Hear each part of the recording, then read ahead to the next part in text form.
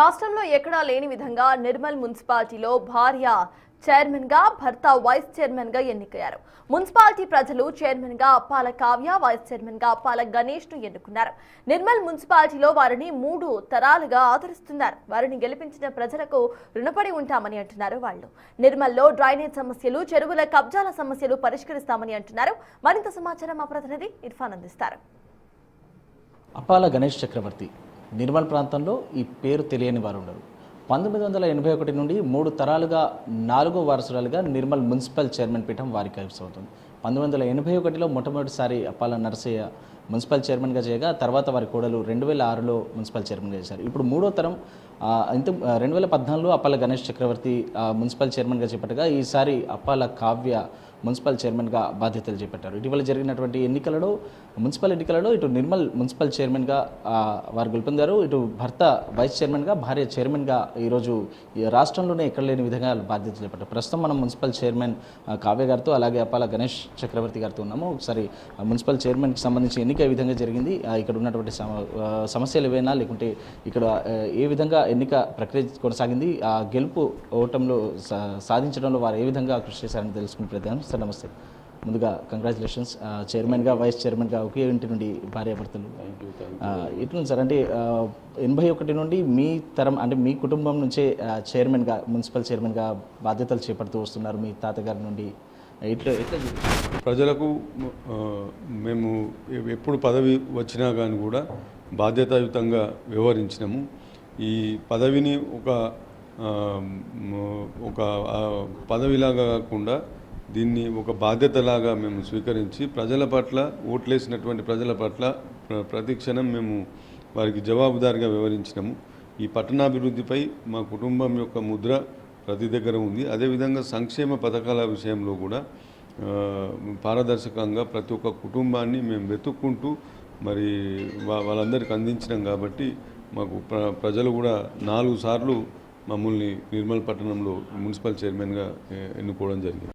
81లో మీ తాతగారి నుండి మొదలు పెడితే ఇది 2వసారి మీరు మున్సిపల్ పాలకవర్గంలో ఉండడం, మీ తరం ఈ 3వ తరం 4వ చైర్మన్గా 4వసారి మీ అప్పాల కుటుంబం నుండే ఉన్నారు. ఎట్లుంది ఫీలింగ్? ఎట్లా? మాకు ఈ విజయం ఇంకా మరింత బాధ్యత పెంచింది. ఈ విజయం పట్ల మాకు ఒక రకమైనటువంటి ప్రజలకు మేము ఏం చేసి ప్రజల రుణం తీర్చుకోగలుగుతాం. ఒకే కుటుంబాన్ని 4 సార్లు ఎన్నుకున్నారు. 2 సార్లు మేము ఇండిపెండెంట్గా కూడా ప్యానల్తో సహా మాకు అధికారంలోకి ఇవ్వడం జరిగింది. మా తాతగారికి 1981లో పడవ గుర్తు మీద గెలిచిండు. ఆయనకు ఆ రోజు మున్సిపల్ చైర్మన్గా అవకాశం ఇవ్వడం జరిగింది. 2014లో నాకు బీఎస్పీ ఏనుగు గుర్తు నుంచి నేను నిలబడి ప్యానల్ మొత్తంని కూడా ఆ పట్టణ ప్రజలు ఆదరించి గెలిపించడం జరిగింది. మరి 2 సార్లు కాంగ్రెస్ పార్టీపై మేము మున్సిపల్ పీఠాన్ని మేము అధిరోహించడం జరిగింది. మేడం చెప్పండి, ఇప్పుడు మొట్టమొదటిసారిగా చైర్మన్గా, అంటే ఇంతకుముందు ఎప్పుడు కూడా రాజకీయాల్లో మీరు బయట ప్రత్యక్షంగా రాలేదు, మొట్టమొదటిసారిగా చైర్మన్ పీఠాన్ని గెలిచారు. ఎట్లుంది? అంటే ఏ విధంగా ఒక ఛాలెంజ్ మీకు ఇది ఏ విధంగా ఫేస్ చేయాలి? రావడం ఫస్ట్ టైమే, కాకపోతే మన గణేష్ చక్రవర్తి గారు ఉన్నారు కదా, నాకు అనుభవం ఉంది. అంతకుముందు అత్తమ్మ కానీ తాతగారు కానీ ఉన్నారు కదా, నాకు ఆ అనుభవం ఉంది. కాకపోతే ప్రత్యక్షంగా రావడం ఇప్పుడే ఫస్ట్ టైము.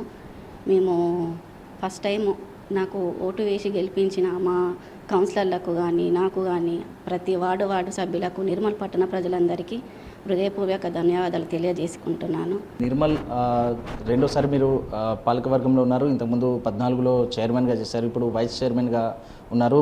చైర్మన్గా కూడా మీ సతీమణి ఉన్నారు.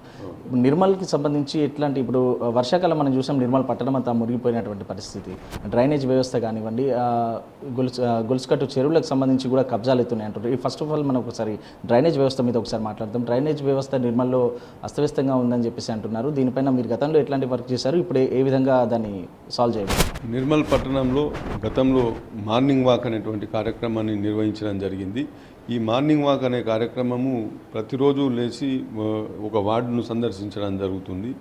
ఆ వార్డును సందర్శించిన సమయంలో అక్కడ ఉన్నటువంటి సమస్యలన్నీ మా దృష్టిలోకి వస్తాయి. ఏవైతే తక్షణమే తీర్చేటువంటి సమస్యలు, స్ట్రీట్ లైట్స్ కానివ్వండి, డ్రైన్స్ తీయకపోతే తీయించడం కానివ్వండి, చిన్న చిన్న వాటర్ పైప్ లైన్ కనెక్షన్స్, చిన్న చిన్న ఇంటరప్షన్స్ ఏమన్నా ఉంటే వాటిని కానివ్వండి, అసెస్మెంట్స్ మ్యుటేషన్స్ వాటి లాంటివి కూడా ప్రజలు ఇళ్ళ దగ్గరికి వెళ్ళినప్పుడు వాళ్ళు అడుగుతారు. అటువంటి మేము తీర్చగలిగిన సమస్యలన్నింటినీ కూడా 24 గంటల లోపలే వాళ్ళకు తీర్చి ఉపశమనం కలిగిస్తాం. రెండవది దీర్ఘకాలిక సమస్యలు ఏవైతే మనకు డబ్బులు ఉంటేనే నిధులు ఉంటేనే మేము చేయగలిగినటువంటి సమస్యలు ప్రజలకు అత్యంత ఇబ్బందికరమైన సమస్యలను గుర్తించి వాటిని ఫస్ట్ ఫేజ్లో కంప్లీట్ చేసుకునేటువంటి విధంగా ప్లాన్ చేసుకుంటాము. దాని ద్వారా ప్రజలకు ఖచ్చితంగా ఎక్కువ ఇబ్బంది కలిగించే సమస్యల్ని ఆర్డర్ ఆఫ్ ప్రియారిటీలో మొదటగా పరిష్కరించేటువంటి అవకాశం ఉంటుంది. మేజర్గా నిర్మల్లో గత వర్షాకాలం చాలా ఇబ్బంది పడుతుంది. దాదాపుగా నిర్మల్ పట్టణం అంతా కూడా వరదల్లో మునిగినటువంటి పరిస్థితి ఉంది. దానికి సంబంధించి మాస్టర్ ప్లాన్ కోసం ఏమైనా ప్రయత్నాలు చేసే అవకాశం ఉందంటారు మీ నిర్మల్ పట్టణంలో 7 ప్రాంతాల్లో ఈ ముంపు సమస్య ఉంది. తిరుమల థియేటర్ ముందర, మంచిర్యాల చౌరస్తాలోను, శాంతినగర్ చౌరస్తాలోను, మరియు హెచ్పి స్టేషన్ ముందు అపోజిట్లోను, ప్రియదర్శి నగర్లోను, విద్యానగర్ కాలనీ, మరి ఇంద్రనగర్లోను, ఇట్లా 7-8 ప్రాంతాల్లో వర్షం వస్తే ముంపు కూరేటువంటి ప్రాంతాలు ఉన్నాయి. వీటికి సొల్యూషన్ను ఈ స్టామ్ వాటర్ డ్రైన్స్ని కట్టాల్సినటువంటి అవసరం ఉంది. ఈ స్టామ్ వాటర్ డ్రైన్స్ని మేము రాష్ట్ర ముఖ్యమంత్రి గారిని త్వరలో కలవబోతున్నాము. దీనికి నిధులు అవసరం ఉంటున్నాయి. అమృత్లో ఎస్టీపీ సీవరేజ్ ట్రీట్మెంట్ ప్లాంట్స్కు నిధులు మంజూరై ఉన్నాయి. ఆ సీవరేజ్ ట్రీట్మెంట్ ప్లాంట్స్కు అనుసంధానంగా స్టామ్ వాటర్ డ్రైన్స్ని కడితే ఈ సమస్యకు పరిష్కారం జరుగుతుంది. ఖచ్చితంగా ఈ వర్షాకాలం లోపల మేము ఈ ప్రాబ్లం సాల్వ్ చేయడానికి ప్రయత్నిస్తాం. ముఖ్యమంత్రి గారిని కలిసి ఇది ప్రధాన సమస్య కాబట్టి పట్టణంలో దీని గురించి నిధులు మంజూరు చేయమని చెప్పేసి మేము రిక్వెస్ట్ చేస్తాం. ఇది అప్పాల గణేష్ చక్రవర్తి గారు చెప్తున్నటువంటి పరిస్థితి.